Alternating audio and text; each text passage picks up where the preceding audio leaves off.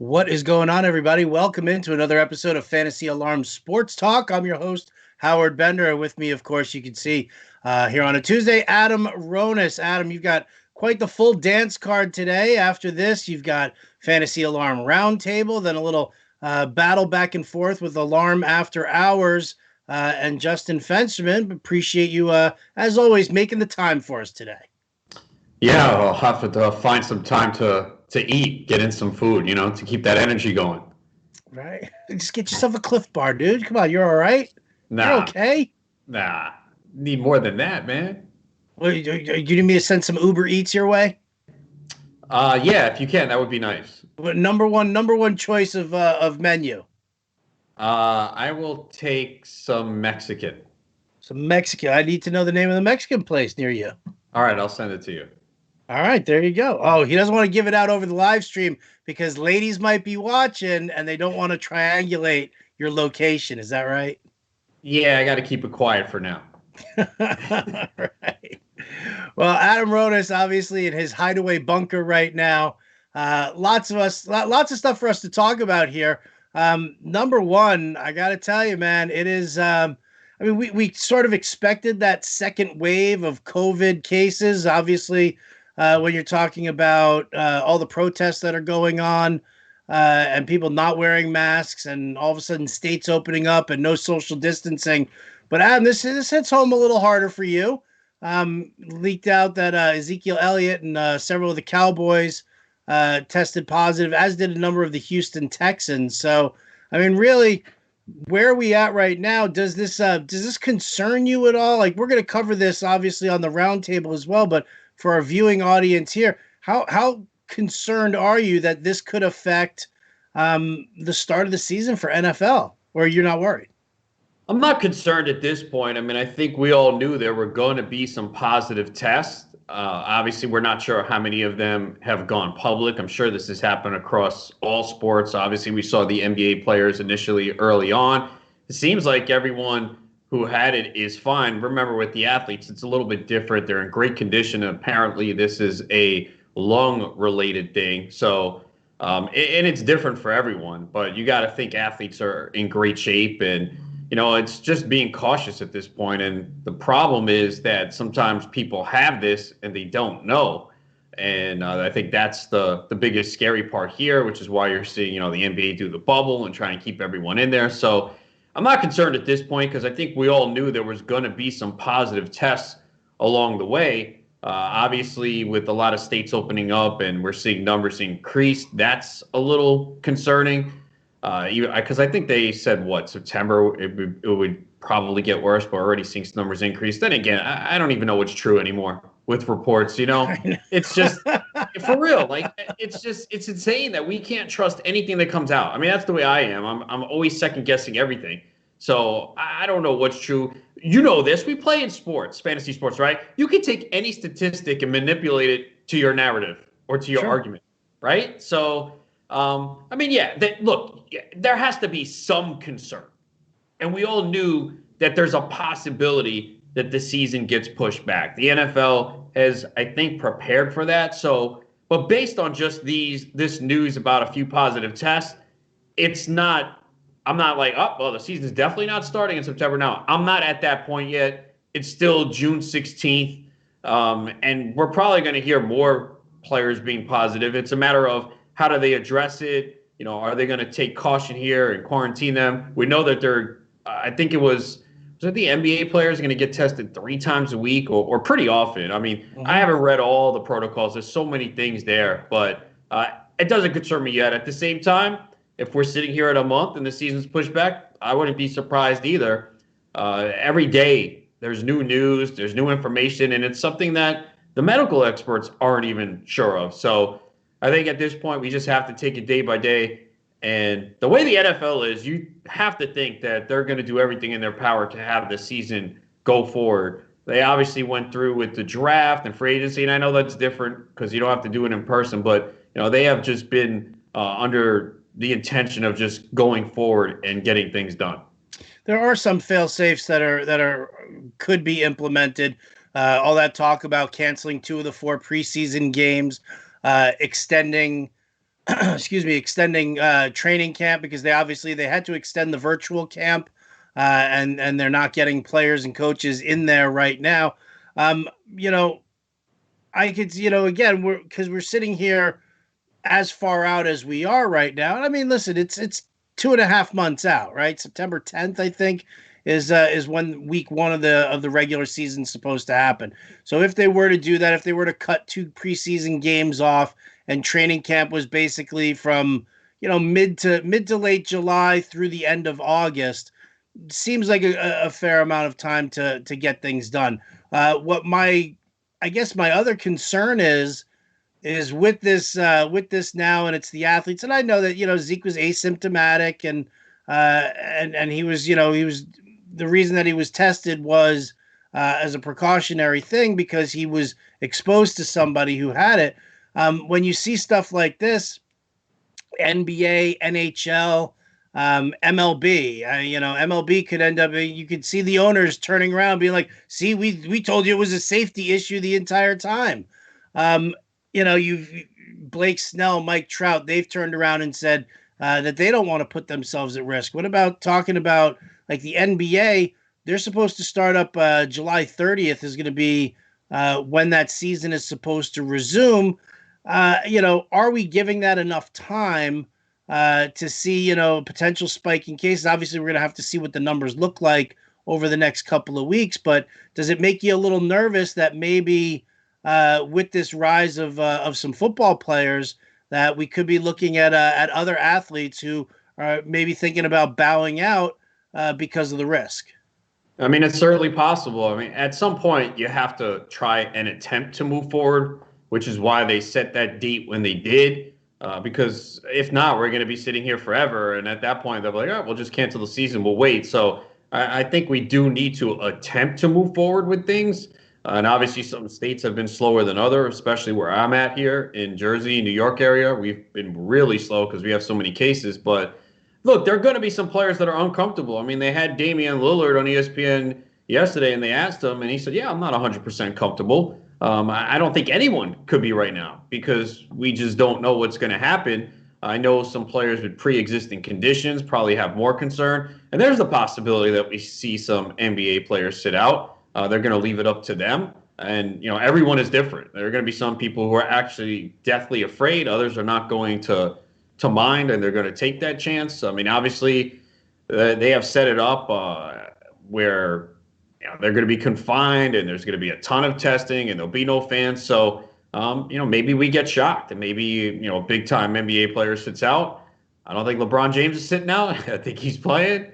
He's trying to get that championship, but yeah, it's going to be interesting to see. I mean, I think over the next couple of weeks we'll really find out when we start hearing some players like, yeah, you know what, I'm not reporting. I don't feel comfortable, and it will be a challenge for a lot of teams. I mean, from a fantasy perspective, probably not the biggest deal unless you're playing in a fantasy postseason league. And I know the high stakes leagues have kind of offered one of those.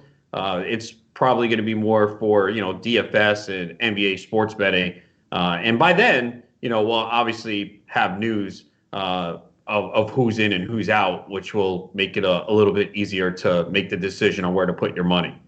Yeah, no, I mean that's actually kind of interesting because you look at players. I've heard you talk about the fact that James Harden has asthma, and this obviously affects the lungs. Is there a point where NBA turns around and says, "Hey, listen, we've got all these Lillard sitting out, Harden sitting out, and you get a couple of other marquee names that to turn around and opt to sit out." Like, I mean, is that enough to turn Adam Silver's head as far as either pushing it off or canceling it altogether, or it really doesn't matter as long as there are enough NBA players to play out this playoff series? Then that's just how it's going to be. Yeah, I don't see them canceling it over a few. I mean, it would have to be a majority of the superstars where you see so many teams just really handcuffed where he goes, all right, at this point, it is going to be watered down. It's going to be an asterisk. We got too many guys sitting out. This team was great. Now they're without two guys. This team is without their best player. I think it would have to be a scenario like that. And I think we would have at least had some idea by now that that would be the case. So I think when it's all said and done, we will see the majority of players report and play. I mean, obviously there has to be some fear initially because we're learning things each day. Players are unsure of exactly what's going on. They're probably reading this long, or their agents or someone's reading like this long manual, letting them know how it's going to be. And I'm sure the NBA is probably talking each and every day of how to improve it and take as many precautions as possible. So if you're asking me today, I think it does go forward. I think I would not be shocked by anything though right now. Again, it's just like day by day, right? It's the news cycle's like just crazy. It's like, oh, one day everything's good, we're going forward. Oh, well, now we're seeing an increase in cases. So it's just a wild time, and we just need to be able to adjust each and every day to the information at hand. And I gotta ask, how hard is it for you as an analyst coming up with creative content every single day? You do these live streams, you do the roundtable every Tuesday through Thursday. You're on with Fensty, Monday nights with Lisa Ann. Like how trying is this for you, knowing that A, you still have to cover it, B, you're still in the dark, with regard to a lot of it, and people are turning to you wondering how they're going to fix their leagues or how they're going to handle their season this year. It's not that tough. I mean, people have it way worse off. I'm blessed to be able to do something I love and still be able to work. There's so many people out of work, and part of it is entertaining. We've been trying to come up with entertaining segments, and I think we do a good job of it. I think the feedback has been pretty positive. I mean, it is challenging as far as baseball and starting leagues. I think you're starting to see a lot of people get discouraged. So that's the biggest factor there. I mean, NFL has been pretty simple. We've just kind of sped up the process of doing the analysis. I mean, for me, like, I am way far ahead of where I usually am for NFL. I mean, usually I'd say now is really, in the past, I would start doing best balls like end of May, early June. I was doing them in April this year. I've written 10 fantasy wide receiver article previews for Fantasy Alarm. Do we need to switch that up for you? You need a different topic? Well, no, I got plenty with the draft kit, so I need to get that stuff done. There's been plenty of content to write for the NFL. Probably has been the easiest, and it has me way ahead of where I have been. I guess baseball's been frustrating, deflating. Because honestly, we're still doing baseball content. We've been talking about it every night on Alarm After Hours, a segment or two. Lisa Ann and I have still been talking about it a little bit, but it is kind of deflating because we don't know how many games, we don't know what the setup's going to be, and it's going to be wild. Everyone can sit here and try. Oh, what's the strategy for this year? There's no answer, man. Unless I'm wrong, maybe you could. There's no answer. If it's a 50, 60 game season, what's the strategy? Like I don't think there's a clear cut answer here because for baseball, it's a small sample. Like, again, just go randomly. Oh, let me sort the leaders for the first 50 games. And, you'll get the guys we expect to be there, but then you're going to get some outliers like, what? This pitcher was this good through 50 games? So I think for baseball, it's more challenging. But yeah, I mean, I think we obviously are doing a lot more work or more live streams and content than maybe others. Some people have kind of backed off, but we're out here every day doing it. And, you just hope to entertain people and provide information. That's always something I've done over the years. There has to be entertainment. We can't just sit here and be boring for hours like a lot of people do. You got to have some entertainment. You need to interject personality, go off a little bit and come up with some weird topics. Like I know we're going to do today on the Fantasy Alarm Roundtable on Sirius XM coming up at 5 p.m. Eastern. And, it's got to be a little bit of that because, we need to give people a diversion. To sit here for the whole time talking about the labor discussions in MLB is just like, it's kind of boring, and people are sick of it. We obviously need to address it, but to sit here the whole time and go over it, it kind of depresses people, and we need to be uplifting and help people and at least entertain them at this point. For those of you wondering what Adam is teasing as far as the roundtable discussion, how about this? How about favorite tag team partners if you could pick one athlete? The roundtable. I kind of read that wrong when I first got it. When I read it, I was like, "Oh, this is someone we're going to pick to be in a debate with us against the roundtable." That's what I initially thought. No. So, yeah, that's what I thought initially. Put them up, baby. Put them up. put some sumo suits on all of us and see what we can do. All right. Well, before we dive into your vast wide receiver knowledge here, let's have a little fun. Have we ever been vocal as far as who Adam Ronis's celebrity crush is right now? You got to have at least one like go-to pick here, don't you? Oh, I do. I probably mentioned it before, but it's Ashanti. You know who she is, right? The singer. Is which one died? Was it Aaliyah that died? Aaliyah, yeah, that was a long time ago. Okay, so Ashanti, huh? Yeah, she's from Syosset in Long Island. She's had Really? I worked at the Pine Hollow Country Club in Syosset. I think I went there for something. It was probably like some award ceremony for high school or something. I think I did go there though. But yeah, Ashanti is my go-to right now. Follow her on Instagram. She actually was in the protest last week. She started a Instagram live. I was like, damn man, if I was in the city, I could go find her. But yeah, Ashanti is my celebrity crush. I was actually going to put that out on Twitter to see who their celebrity crush is. But for me, it's definitely Ashanti. She's beautiful. She's thick. She's gotten thicker over the years. I like her personality. And yeah, there's very few people I would marry. I think I would marry her on the spot and maybe regret it 2 weeks later. Oh, easily regret it 2 weeks later. There's no doubt about it. There's no doubt. Speaking of somebody who is happily married for as long as I am, I mean, come on. All right, so Ashanti. I'm looking at pictures right now. Gotta get the recent ones though, because she's definitely gotten thicker over the years. But yeah, she's definitely put some nice pics out on Instagram over the last year or so, and I always make sure to find them. Good job. Good job. You know what, Ashanti, if you're watching this right now, yeah, I'm sure she is. I will 100% vouch for Adam Ronis's character. You can take a look at him right here. You can see if he's your type. But he's an all around great dude, and I would highly recommend at least a fling. Maybe not marriage, but at least a fling. How many famous people do you think would go out with like someone who just like is the average guy not making a lot of money? It's like, doesn't it feel like once you're in that circle, it's like you got to be with someone that makes a lot of money or in that industry? For the most part, right? I don't, see, it's kind of funny because I don't know. It's so funny that you bring this up because I was having a conversation with my wife last night. We were watching a new version of Press Your Luck where Elizabeth Banks is the host.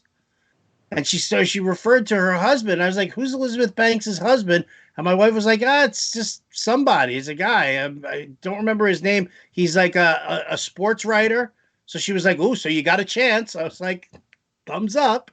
If he's like, excessively overweight, even better, because that means that she's a bit of a chubby chaser too, which would work in my favor. But I mean, you would have to think that if they're making enough money on their own, that they're not all that concerned with somebody who is in their same social circle or same financial bracket. But I guess it's how do you meet that person is the big problem. I mean, if you're in a circle where you're around celebrities and, you're kind of private traveling, you're just not mingling with the average person much, right? So it's like kind of hard to get with someone like that when you're just around. Like Ashanti's been like, I think, to James Harden at one point, so it's just like, that's the circle you're in. You're a musician. You're traveling all the time. You're around other famous people. I think that's why.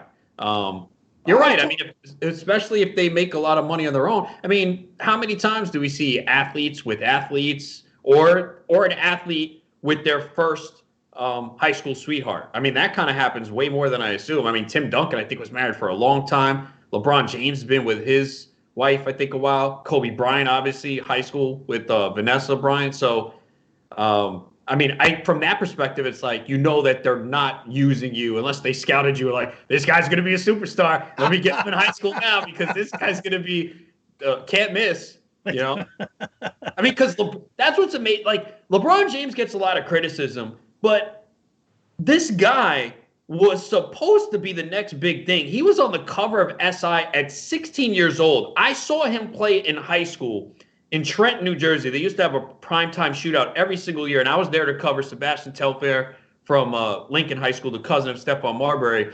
And I remember I was sitting press row, and I got kicked out of my seat because the national media was there to cover LeBron James. Like, there was a lot of hype for this guy. Not only has he lived up to it, I mean, he's kind of exceeded it. It's amazing. Like, LeBron gets so much criticism. I mean, and you know that any athlete that's near the top, you're going to get criticized. But LeBron, like, there was immense pressure on him. You know, the chosen one, I think, was the title cover of that side when he was 16. And he delivered it more, and yet people still bash him. It's just amazing the way people are sometimes. There are some people who can really handle it and do a phenomenal job. I tracked the career of Wayne Gretzky as he was, coming up, and he was playing, even before juniors. I mean, he was 10 years old on the ice, and he was getting rave reviews, and it was the great one. Over and over again. So, I mean, it's great to see when somebody actually can do that and maintain some sort of like humility at the same time. Like LeBron, you see him do things like, the movie Trainwrecked, which it endeared me more to him watching him, just goof around like that and play that role. I've caught a couple of episodes of whatever the barbershop show is that they all, the roundtable discussion thing there. And it does. I've definitely been more endeared to him for that, but you are definitely right. As far as like social circles for significant others, I mean, you kind of, as a regular Joe, you kind of have to luck out, I guess, and just right place, right time. You had to open with the club, but unfortunately you were married. Like I should have went with you, and then there you go. Like, oh, look who's here. That's an avenue in too, right? Right. You could have been at Lil Kim's first show. Yeah. Right. Well, first show since coming out of the joint. And she looks way different now. A lot of surgery there. I kind of don't like that. Well, you know what I'm saying. Either way. Please, you could have been hanging out with me when I was down at Coachella, and I was hanging out with Nas and Mel B. I would have loved that. Nas, definitely, for sure. Dude, I think Mel B had a look in her eye like she wanted to murder my wife and just sweep me away. I think so. Hey, if that keeps you motivated and you have those memories, make them live. Right? Tell that story. Oh, that story's amazing. I've told that story a bunch of times, man. It's like that was like one of the all-time greats. Only because Mel B smelled like caramels. And I was like hanging out with her, just talking to her. It was like regular conversation, and Nas and my wife are reminiscing over old times at SOBs in New York City.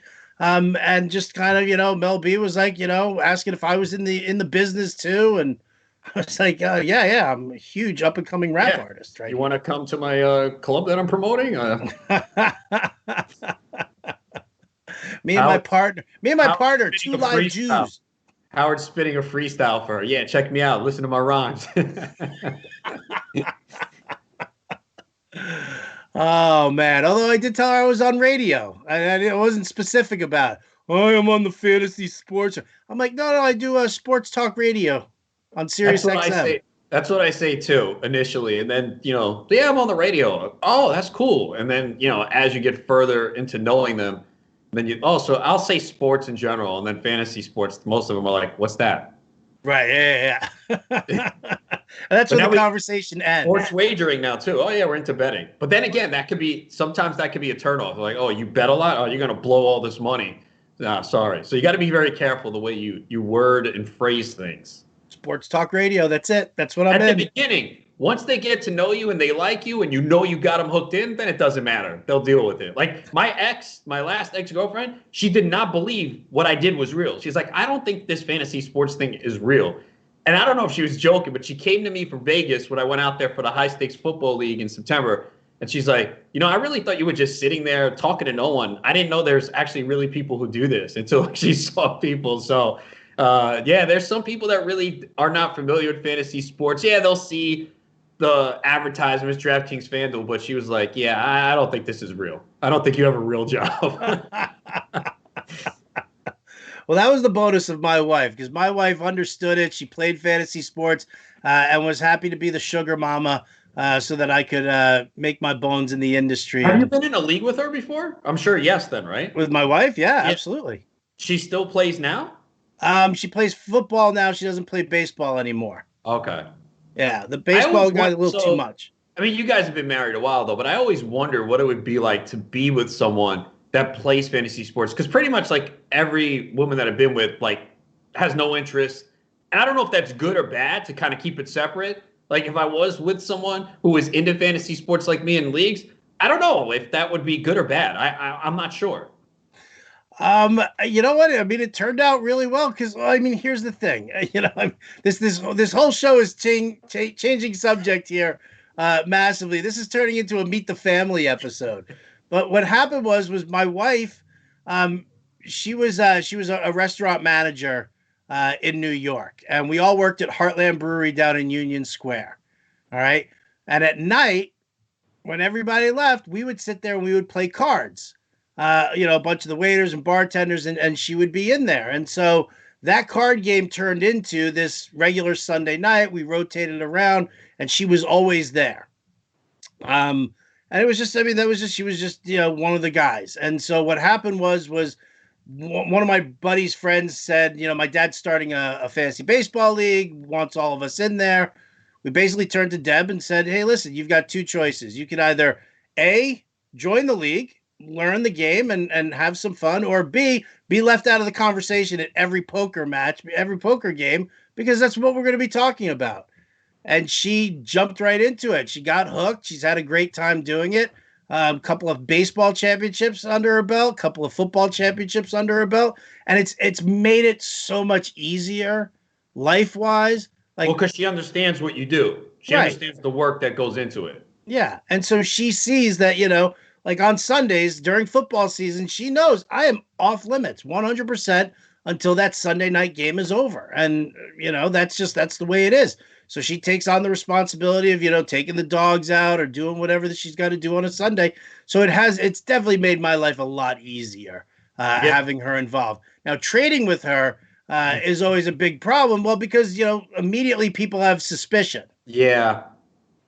And so, I think we've maybe, over the years made like 3 trades with each other, and it's And made always had sure to they're been like, extremely fair, right? So no one oh can. yeah, like crazy, like maybe I probably gave up a little too much, in certain cases. So, I said, if you can find somebody that you have a great time with, because it makes it easier now, because obviously she's a poker player and she's a fantasy sports enthusiast. So trips to Vegas, baby. We love them. Yeah, I guess it's positive, but sometimes I think it is cool to kind of have a little bit of different things that you like because you always need that little break. So it's like, all right, you don't watch sports, that's fine. I'm gonna watch sports, and you go do your thing, whatever you want to do. But at the same time, the more common interests I could see as well. So I've always kind of thought about it. I just haven't ran into anyone yet that I've dated that is into fantasy sports at all, and I'm not sure if that's good or bad. Hmm. Hmm. I wonder if my friend Casey is interested in you. Ooh. Yeah, that might be good. She dabbled in fantasy He's sports, playing hookup now. He's trying to right? She dabbled in some fantasy sports, but she likes sports in general. Huge hoops fan, huge football fan. Um, understands fantasy sports, but whatever. I'm gonna have to send you a little link of her Twitter profile and just see what you have to say about that. Yeah, do that, and I'll keep that one private. I don't want to see it on here. Yeah, no. I'll show it to you later. In the meantime, let's because we're gonna have to wrap this up real quick here. All right. Let's talk real quick. Wide receivers in best ball. Had a conversation with Fensty, and he said that he was doing a draft and he kept hearing the voice of Adam Ronis in his head as far as what his late round target should be. So, curiosity here: your criteria for late round targets for wide receivers. Is it all about upside? Or do you like to build some of your strength and you like to build some of your depth with those guys who are, they're going to be safe, 10 points, 12 points, and you just know that the consistency is there? Yeah, I'm usually looking for more upside. If you go back last year, look at some of the guys that popped. I mean, people forgot like DK Metcalf was sometimes going in the double digit rounds. And that's a guy that you knew was a rookie, but had big potential. You got to look at the situation. Michael Pittman's another rookie that's going kind of late right now. I mean, I'm looking at the latest draft that I'm in right now, a slow draft. He went last pick around 12. We know he has a starting opportunity. We know he's got a quarterback that likes to throw the ball up deep. And, they needed a big wide receiver. That was something they were missing in Indy. So that's a guy I look at. I mean, I've talked about this guy a lot. I wrote a profile on him on fantasyalarm.com. It's Brashard Perryman. Now, I don't know if someone was listening because I see in my latest draft, he went first pick around 11. But he's been going 12, 13, even 14th round. And, that's a guy that I want in best ball because we've already seen him have some big games. And, yes, he's changing teams. He's been a disappointment. But if you just look at what he's done over the last 2 years combined, and it's only 95 targets, but his yards per reception, yards per target, they're really good. And now he goes into an opportunity where he's going to get the targets. It's probably going to be in the 90 to 100 range. Hey, maybe the Jets offense surprises, and he goes beyond that. But he's got big playability, has the size, has the speed, has had injuries early in his career. And, he's on a 1-year deal where he's trying to kind of prove that the last 2 years is not a fluke. So those are kind of the guys that I look for. They have an opportunity. There's going to be some targets there, and there's going to be kind of a ceiling. And especially in best ball, you're looking for a guy that can give you some big weeks. We know Perryman can. We think Pittman can. Even a guy that I'm looking at now is Antonio Brown. He just went in the 14th round of mine, and I wanted him. I was probably going to take him when it made it back to me around 15. And now I see, okay, maybe he's moving up a little bit. I've seen some high-stakes leagues where he's gone in the 10th round, but some people are going to look at it and go, oh, Antonio Brown's a waste. He might not have a team. But a lot of these guys in these rounds, they're not going to work out. And I always say this, go back and look at last year's drafts. People don't want to do it, but now's a good time. And look and see what worked, what didn't, what did you miss on, why did you miss? That's what you should be doing now. We're really getting in draft. I mean, best ball draft season has started already. But we're starting to get into redraft leagues. We got the FSGA drafts next week. There's going to be a bunch of them. Scott Fishbowl's early July. So we're really starting to get into draft season. So while you have this time, look back and say, okay, what did I do right last year? What did I do wrong? And that can help you steer towards the players that you should be targeting in these rounds here. So, Alan Lazard's another one. It might not work out. He might not be the guy, but there's an opportunity for him to be the number 2 there. So I'm looking for guys with the opportunity and a pathway to targets that also have the ability to give you those big weeks, because in the double-digit rounds for wide receivers in best ball, you're kind of looking for, 3 to 5 big weeks where they could make your lineup. Well, there you go. I mean, listen, that definitely sums it up. Learning from what you did in years past, always good.